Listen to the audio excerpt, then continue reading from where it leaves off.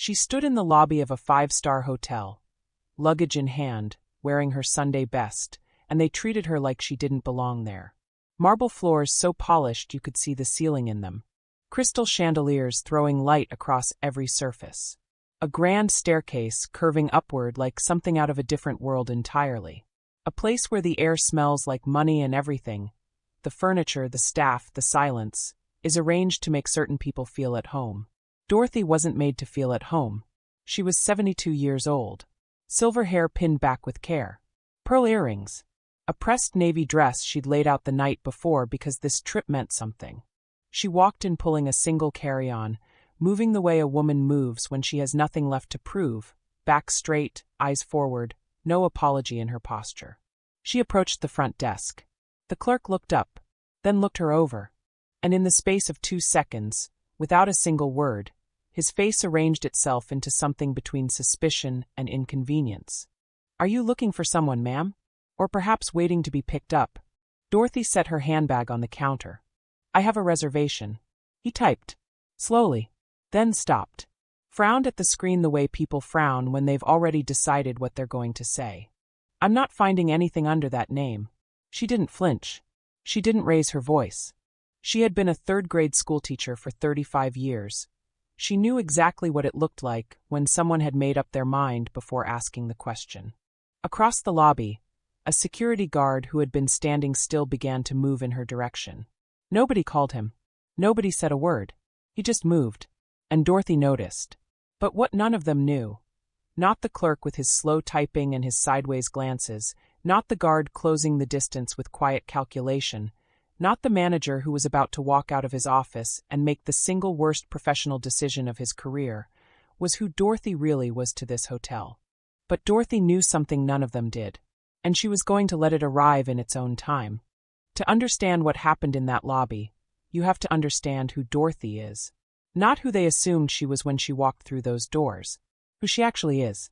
Dorothy grew up working class, married young, and built a life without anyone handing her anything. She and her husband had 4 children. A small house.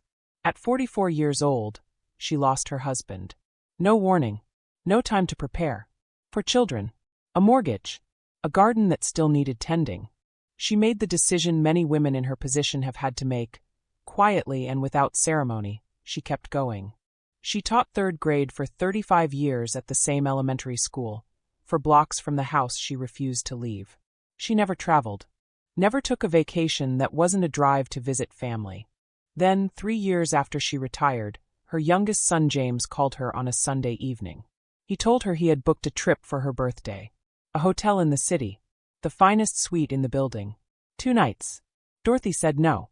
Said it was too much. Said the money could go somewhere more useful. James said, "Mama, you have given your whole life to everyone else. Every single person in this family. Every child in that classroom. Every neighbor on that street. This trip is yours. You don't get to say no." She was quiet for a long moment. Then she said yes. What James hadn't told her, what he had kept close, was why this particular hotel meant so much to him. Dorothy did not come into that lobby with any kind of attitude, any kind of confrontation. She came in with a printed confirmation, a valid credit card, a government-issued ID, and 72 years of knowing how to conduct herself in rooms that weren't always ready to receive her. She explained calmly and clearly that she had a reservation.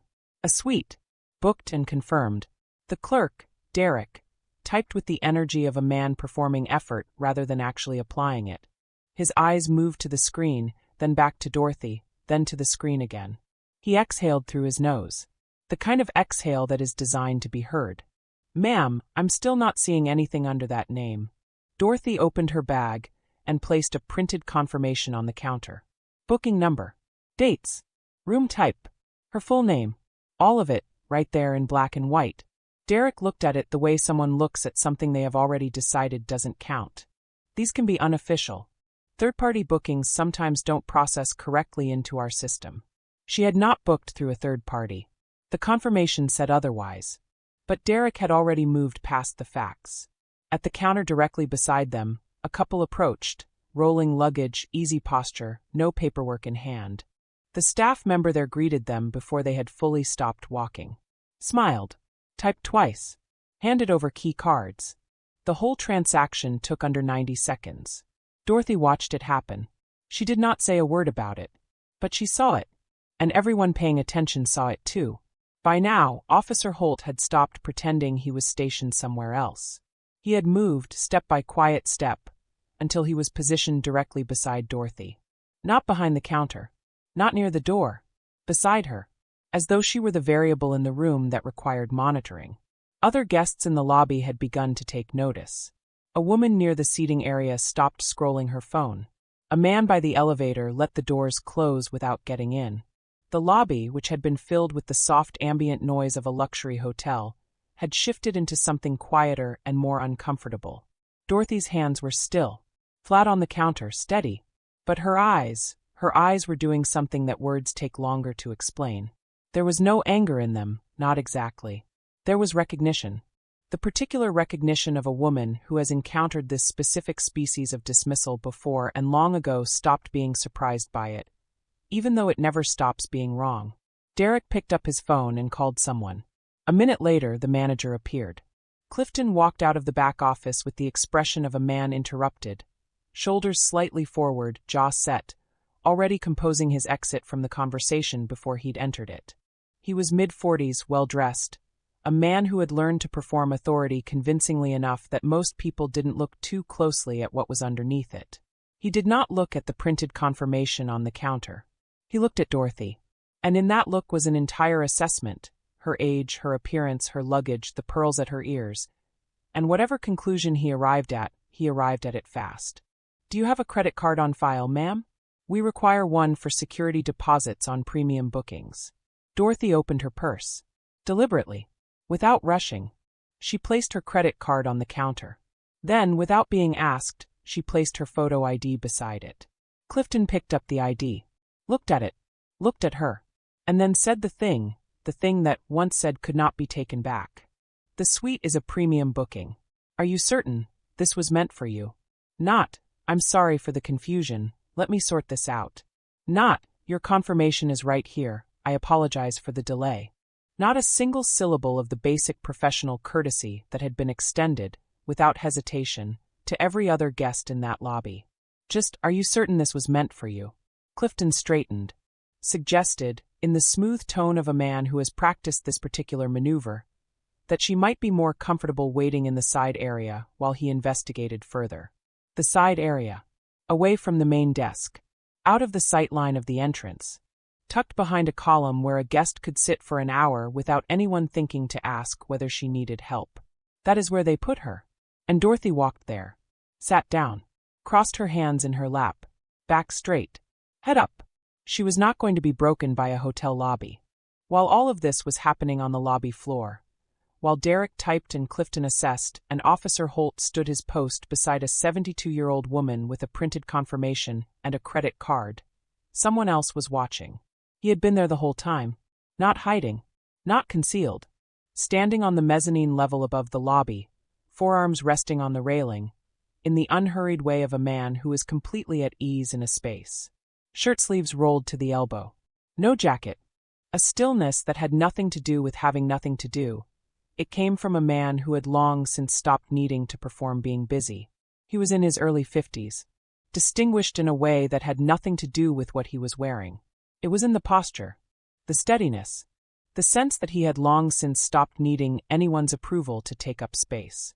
The man on the mezzanine had noticed Dorothy the moment she walked through the entrance. Not with certainty, time had changed her, but enough to make him look twice. Not because anything was wrong yet, simply because he noticed things. It was, by all accounts of people who knew him well, one of the most consistent facts about him. He paid attention. To rooms. To people. To the small details that most people in positions of authority had long ago trained themselves to stop seeing. He watched Derek look her over before she reached the counter.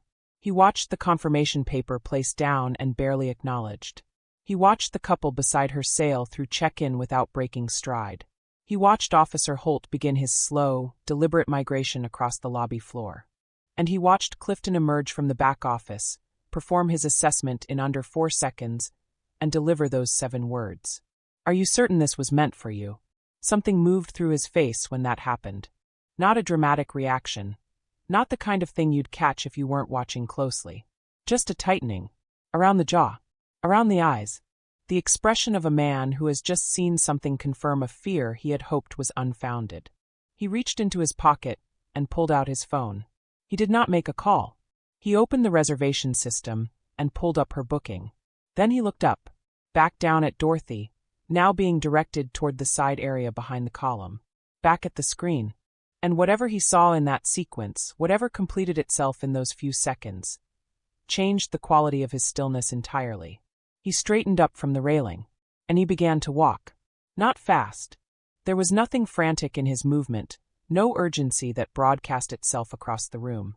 But there was purpose in it, the absolute, unambiguous purpose of a man who has made a decision and is now simply closing the distance between where he is and where he needs to be. He moved toward the staircase at the far end of the mezzanine. More than 4 decades ago, a young man made a promise in a small house with a garden out front. He had made it quietly, the way children make promises when they mean them completely and don't yet have the vocabulary to understand the full weight of what they're committing to. He had carried it across 4 decades, across countries, across failures, across the long and uneven road that had eventually delivered him here, to this building, to this position, to this exact moment. He had never forgotten it. And standing on that mezzanine, watching a woman he recognized with every part of himself being directed to sit behind a column and wait, he understood that today was the day to keep it. He reached the top of the staircase, began to descend. Who is this man? And what promise, made more than 4 decades ago in a working-class house to a woman who barely knew his name at the time, could possibly stretch across decades and land, with the full force of everything it had always meant, in the lobby of a 5-star hotel on a Thursday afternoon? 25 minutes. That is how long Dorothy sat in that side area before anyone from the hotel's management came back to speak to her. 25 minutes in a chair behind a column, in the lobby of a hotel where she had a confirmed reservation for the finest suite in the building, while staff moved around her attending to every other guest as though she were simply part of the furniture. Clifton did not return. No update. No acknowledgement. Not even the basic professional courtesy of a staff member sent to say, "We're still looking into it. Thank you for your patience." Nothing. Just the ambient noise of a lobby continuing its business around a 72-year-old woman who had been quietly set aside. Then a young man appeared beside her. His name was Theo. Early 20s. A bellhop uniform that looked like it was still getting broken in. He was carrying a glass of water, and he set it down on the small table beside Dorothy's chair without being asked, without any instruction from anyone, without making a production of it. He didn't say much. Just, "Ma'am." A small nod. The offering of the glass. Dorothy looked up at him and said, "Thank you, sweetheart." Theo couldn't hold her gaze. He looked at the floor for a moment, then back up, then away, the way a person looks when they are ashamed of something they didn't personally do but feel implicated in by proximity. He walked away without another word. Dorothy set the glass down without drinking. She took a slow breath. The kind that is not about composure. She already had composure. It was the kind of breath that is about decision, about locating something inside yourself and choosing to act from it. She reached into her purse. She took out a photograph. Small, worn soft at the edges the way photographs get when they've been handled across decades, taken out, looked at, put back. Not displayed. Kept close. It was her husband, taken the summer before they lost him, before she knew it was the summer before. He was standing in the garden, turned slightly toward the camera the way people turn when they don't know a photograph is being taken and someone calls their name. She had carried this particular picture for 28 years because he looked in it exactly like himself. She looked at it for a long moment, and something moved through her face that she would not have allowed in the lobby, at the desk, in front of any of them, something that was not defeat, but was close enough to its neighborhood to know the address. The particular grief of a woman who has spent 3 decades being strong because there was no one else available to be strong, and who is sitting, right now, in a chair behind a column in a hotel where she is not wanted, and who is very, very tired. She sat with it. She did not push it away. Then she put the photograph back, closed her purse, pressed the clasp shut, and she stood up. She smoothed the front of her dress with both hands, one clean, unhurried motion, and she walked back across the lobby to the front desk. Not quickly. Not with the posture of someone who has been provoked into reacting. With the posture of a woman who has simply finished waiting. She stopped in front of Derek. "Young man, I would like to speak to the owner of this hotel." Derek's expression moved through several things in quick succession. Surprise, then the reflexive reach toward condescension, then something that almost became a laugh before he caught it. "The owner isn't available for. Please tell him Dorothy is here." She said it the way you say something you already know the answer to. Quietly. Without performance. With the particular certainty of a person who understands exactly how the next few minutes are going to unfold. Derek stared at her. The lobby in that immediate radius went a degree quieter. "Dorothy who?" She looked at him with an expression that carried no malice and no urgency and absolutely no doubt. She smiled, the way only a woman who has lived long enough to know how stories end can smile. And then he came down the staircase the way he had started, without hurry, without announcement. He crossed the lobby with the quiet and absolute certainty of someone who knows exactly where he is going and has stopped needing the room's permission to get there. He was halfway across the floor when Clifton saw him. The change was immediate and total. Clifton's spine straightened. His chin came up. His hands, which had been loose at his sides, found each other and then separated again, as though his body couldn't decide what posture was appropriate for the specific combination of surprise and dread now moving through him. "Mr. Osei." The man did not look at Clifton. He was not looking at Derek, who had gone very still behind the front desk. He was not looking at Officer Holt, who had taken a single step backward as though trying to create distance between himself and the last 30 minutes. He was not looking at the lobby, the desk, the column, or any of the architecture of this hotel that, as everyone in that building was about to fully understand, belonged to him. He was looking at Dorothy, and his steps, which had been measured and purposeful, slowed. Not because he was uncertain, because he was taking in something he had not seen in a very long time, and he was not going to rush it. Dorothy was still standing at the front desk, still straight-backed, still composed in that way that had nothing to do with performance and everything to do with character. She had not yet turned around. She was watching Derek's face, watching the exact moment Derek's expression stopped being about her and became about something happening behind her. She turned. The man was 10 feet away. Then 8. Then he stopped. And for a moment, just a moment, neither of them moved. The lobby had gone quiet. He said one thing.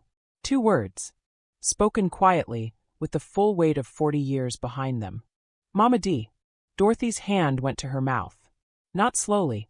The way it happens when something reaches you before your mind has finished processing it. Instinctive, involuntary, the body responding to something the heart already knows. Her eyes filled, and his did too. This was Kofi Osei, 52 years old, founder and owner of a boutique luxury hotel group with properties in 4 countries, the flagship of which was the building they were standing in. A man who had been written about in business publications, who had spoken at conferences, who had built something from nothing in the most literal sense of that phrase. But before all of that, before the degrees and the boardrooms and the buildings with his company's name on the letterhead, he had been an 8-year-old boy. A frightened, hungry 8-year-old boy who had arrived in a new country with his family, speaking almost no English, understanding almost nothing about how to navigate the world he had been placed into. He had sat in room 112 of an elementary school for blocks from a small house with a garden out front, and he had not known a single person in that building. Except, within a matter of days, Dorothy had noticed him the way she noticed all of them. The ones who came in quiet, who sat carefully, who watched the other children eat without letting their expressions say too much. She had placed food on his desk without making it a moment, had stayed after school to sit with him over words and sentences and the architecture of a language that felt, at 8 years old, like an impossible wall. She had written letters for him, through middle school, through high school applications, through college, letters that said, in the precise and unambiguous language of a woman who chose her words the way she chose everything else, with complete intention, that this young man was going to matter, that whoever was reading this letter should pay attention, because not everyone who walked through their doors would arrive carrying what he carried. She had never asked for anything in return. She had never, As far as Kofi could determine across 4 decades of thinking about it, even fully understood the scale of what she had done. He had tried to find her. Years ago, then again more recently. Had asked James, Dorothy's son, whom Kofi had connected with through channels that would be explained later. Whether she was well, whether she wanted for anything, whether there was something he could do. James had said, "Let me think about how to do this right." And then James had booked a suite. Kofi had made one deliberate choice in the arrangement. He told no one on his staff that Dorothy was coming. He wanted her to experience his hotel as a guest, not as a protected exception, not as a VIP escorted past every obstacle. He wanted her to walk in and be received the way every person who walked through those doors deserved to be received. He had not anticipated what he was going to watch happen instead. That was the part he would carry longest. Kofi walked the remaining distance to Dorothy and put his arms around her. Not the careful, measured embrace of a business acquaintance. The embrace of a son. The full, held, unguarded embrace of someone returning to the person who had made survival possible when survival was not guaranteed. And finally, after 4 decades, getting to say so with his whole self instead of just his words. Dorothy held on. She held on the way mothers hold on. With both arms completely, without any part of herself held in reserve. The lobby did not move. Clifton stood frozen, his mouth slightly open, the last 40 minutes arriving all at once. Derek had not moved from behind the desk. Officer Holt was very still. And Theo, young Theo, who had brought a glass of water to a woman being ignored, who had placed it beside her without being asked and walked away because it was the only decent thing he could think to do, stood against the far wall with his eyes wide and bright, watching 2 people hold each other in the middle of a marble lobby as though nothing else in the building existed. Because for that moment nothing else did. And every single person in that lobby felt it, even the ones who were about to wish, very sincerely, that they had conducted themselves differently over the last 45 minutes. Kofi pulled back from the embrace. He held Dorothy at arm's length for a moment. The way you look at someone when you are confirming, to yourself, that they are real and present and actually here. Then his eyes moved, just briefly, just enough, to the side area behind the column. The chair, the small table, the untouched glass of water. He looked back at Dorothy. "How long have they had you waiting?" She told him. She told him all of it, not with agitation, not with the compressed fury of someone who has been storing up grievance. Dorothy told it the way she told most things, plainly in sequence, without embellishment, because the facts were sufficient on their own and she had never needed to decorate them. The clerk who couldn't find the reservation. The confirmation paper that was glanced at and dismissed. The question about whether the suite was really meant for her. The suggestion that she wait out of sight while the matter was investigated. 25 minutes. Kofi listened to every word.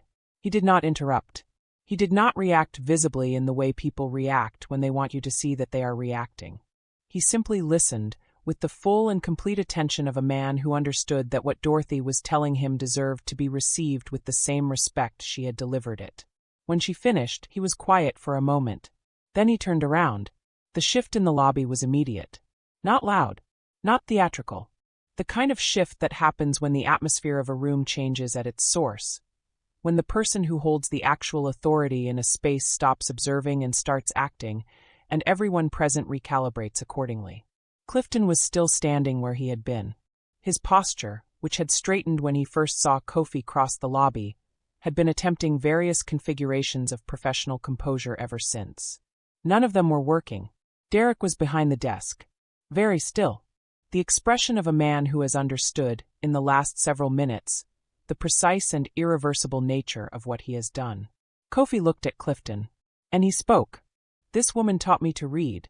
He let that land. "She fed me when my family had nothing. Every day for an entire school year, she made sure I ate, without making me feel the weight of needing it. She stayed after school to sit with me over a language I didn't yet speak. She wrote the letter that got me into university. She wrote another one when I applied for my first business loan." He paused. "I am naming this hotel's foundation after her. Before the end of this month, her name will be on the wall of the conference room on the 4th floor of this building. And you put her in a side chair behind a column like she was a problem to manage." Clifton opened his mouth. Kofi raised one hand. Not aggressively. Just raised it, Palm out. The gesture of a man who has heard enough and is not interested in the architecture of the excuse that is coming. Clifton closed his mouth. Kofi walked to the front desk. He stepped around to the staff side, his hotel, his desk, his building, and he checked Dorothy and himself. Typed the reservation through. Pulled up the booking. Found it immediately, because of course it was there, because it had always been there, because there had never been anything wrong with the confirmation that a 72-year-old woman had placed on that counter and watched be dismissed. He looked at the room assignment. Then he changed it. The penthouse suite. Top floor. His own personally reserved accommodation, held for his use when he stayed on site. He transferred it to Dorothy's name without hesitation, produced the key cards himself, and slid them across the desk to her. Dorothy looked at the key cards. Then at him. "Baby," she said it softly. "I didn't need the penthouse." She picked up the cards. Held them in both hands. "I just needed them to see me." The lobby absorbed that sentence in complete silence. Kofi looked at her for a long moment. And whatever he felt in that moment, gratitude, grief, the accumulated weight of 4 decades of knowing what she had given him and understanding that she had never once tallied it, none of it found a simple expression on his face. It was too large for that. He nodded. Once. Slowly. Then he turned back to the room. He addressed Clifton directly. Measured. Final. He cited not just the events of the afternoon but a pattern. Complaints that had been documented, flags that had been raised, a record of conduct that had been reviewed and tolerated for too long. The termination was effective immediately. Clifton was to collect his personal belongings and leave the premises. No scene. No extended exchange. Just the clean, irrevocable closing of a door. Derek was placed on immediate suspension pending a full internal review. He would not be working the front desk or any other station in the hotel until that process was complete. Officer Holt was not addressed in the lobby. But within the hour, Kofi had requested a full review of his conduct. His movement across the floor, his positioning beside Dorothy, the absence of any instruction that had preceded either. That review would not be resolved that afternoon. But it would be resolved. And then Kofi did one more thing. He looked across the lobby until he found Theo, still standing against the far wall, still watching, still holding himself in that particular posture of a young man who is trying to understand what he is witnessing. Kofi held his gaze for a moment, gave him a single nod that carried everything that needed to be said. I saw what you did. It mattered. We will talk. Theo straightened. Something in his face shifted from uncertainty into something more solid. And that was the thing about Dorothy. Even in the middle of her own injustice, even sitting in a side chair behind a column for 25 minutes in a hotel that owed her an apology, the one person in that lobby who had extended her a basic human gesture was a 22-year-old bellhop with no authority and nothing to gain from it. She hadn't needed the penthouse. She had needed what every person who walks into a room needs, and what is so rarely, so casually, so deliberately withheld from certain people in certain rooms on certain afternoons. To be seen. How many people move through their entire lives without ever fully receiving that? Without anyone looking at them, really looking, and letting what they find there matter? Leave that in the comments. Because I think more people understand Dorothy's words than will ever say so out loud. James arrived at the hotel at 6:30 that evening. He had driven the last 40 minutes with his phone on the seat beside him, checking it at every red light, knowing something had happened but not yet knowing what. Kofi had sent him a message, brief, characteristically understated, that said only, "She's in the penthouse. Come when you can. Everything is all right." James did not fully believe the everything is all right part until he stepped off the elevator and knocked on the door and heard his mother's voice tell him to come in. She was sitting by the floor-to-ceiling window. The city spread out below her. Lights coming on across the skyline as the evening settled in, the view that costs a great deal of money to access and carries a strange intimacy when you find yourself alone with it. Dorothy was not dressed for dinner. She had changed into something comfortable. She was sitting with her hands in her lap and her eyes on the city, and she looked, James would say later, to anyone who asked, like a woman who had set something down that she had been carrying for a long time. Kofi was there, sitting across from her, a cup of tea going cold on the table beside him, in the relaxed posture of a man who had nowhere else he needed to be. James stood in the doorway for a moment, taking in the scene. Then he crossed the room and held his mother for a long time without saying anything. They talked for hours. The three of them, Dorothy and her youngest son, and the 8-year-old boy who had sat in her classroom more than 4 decades ago, and was now the man whose name was on the building, talked the way people talk when the distance between them has finally completely closed. About room 112. About the letters. About the particular afternoon, more than 4 decades ago, when a small boy had arrived at the after-school tutoring table with a notebook he had saved up to buy himself, because he had decided he was going to learn this language, and he wanted to be prepared. Dorothy remembered the notebook. She remembered it precisely. The color, the fact that it had his name written inside the front cover in careful block letters, the way he had placed it on the table like it was something serious, because to him it was. Kofi had not known she remembered it. He went quiet when she described it. And then James explained the plan, the full shape of what he and Kofi had arranged. James had found Kofi 3 years earlier, through a mutual connection, through the kind of thread you pull on when you suspect it might lead somewhere, and it turns out to lead somewhere extraordinary. They had spoken on the phone first, then met in person, and Kofi had said, almost immediately, that he had spent years trying to find a way to thank Dorothy that was proportionate to what she had given him. Which was, he acknowledged, probably impossible, but he was willing to try. The hotel had been James's idea. Book the suite. Bring her here. Let Kofi do the rest. Neither of them had planned for the lobby. Neither of them had anticipated Clifton or Derek or 25 minutes in a side chair behind a column. James, when he heard the full account, sat with his jaw tight and his hands very still.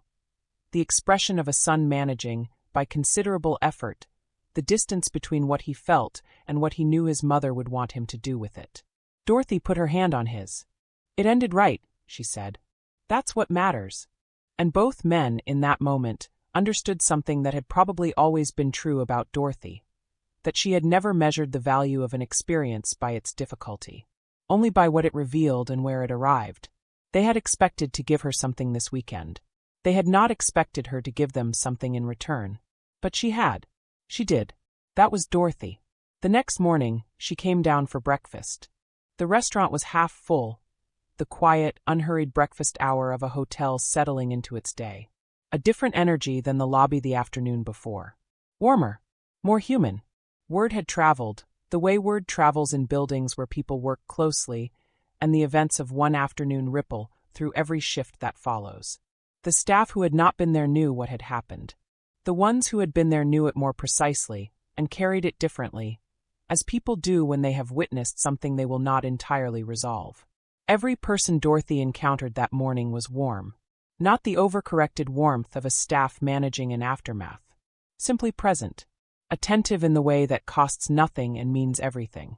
She was shown to a table by the window. And then Theo appeared. He was carrying coffee. He set it down in front of her with both hands, the way you handle something you want to get right. And this time, unlike the afternoon before, when he had placed the water on the table and looked away because the shame of the moment was still too heavy, this time he met her eyes. "Mrs. Dorothy," he said, "I'm sorry I didn't say something sooner." Dorothy looked at him. She reached out and placed her hand over his. The same gesture she had used with James the night before. The gesture of a woman who has spent a lifetime knowing when someone needs to be steadied rather than lectured. "Baby," she said, "you brought me water when you didn't have to. You didn't say a word, and it still mattered. Don't forget that." Theo nodded. His throat moved. He didn't trust his voice enough to use it. He walked back toward the kitchen. And Dorothy turned to face the window, the morning light coming through clean and full across the city, and she picked up her coffee and she was, by every available measure, at peace. Dorothy spent 35 years teaching children that dignity is not given to you. You carry it in. You carry it through rooms that are not ready for you, through systems that were not designed with you in mind, through the deliberate and the careless and the willful. She reminded an entire building what dignity looks like. Kofi Ose still calls her every Sunday. He always will. There is someone in your life, or there was at some point, who changed the direction of things for you. Maybe they knew it. Most of the time they didn't. Most of the time, the people who alter the course of another person's life are simply doing what they considered the obvious thing, the decent thing, And then they went home and made dinner and didn't think about it again. They had no way of knowing that the moment they chose not to look away, not to walk past, not to withhold the small and available kindness, that moment was being carried forward by someone else into a future they would never fully see. Dorothy fed a child. She sat with him over a notebook. She wrote his name at the top of a letter and told the truth about who he was. She did not do it because she expected anything back. She did it because he was hungry and she had food, and that, to Dorothy, was the entire equation. 40 years later, he owns the building. The people who change our lives rarely know the full weight of what they gave us. They rarely get the phone call, the letter, the moment where everything comes full circle. Most of them go without ever knowing. Dorothy is the exception. She got the reunion, the reckoning, the room full of people who finally saw her. Most people who change a life never receive that. Which is exactly why, if someone like Dorothy crossed your path, a teacher who stayed late, a neighbor who showed up, a stranger who chose kindness over convenience, this one is for them. This story belonged to them long before we told it. If it moved you, if any part of it stayed with you, share it with someone who needs to hear it today. Because stories like this one are meant to travel. They are meant to find the people who are sitting in their own side chairs right now, holding their own dignity quietly, waiting for the room to catch up. Every week, we find the stories that remind us what people are capable of at their best. The ones that make you feel something real. The ones worth staying for. Stay with us.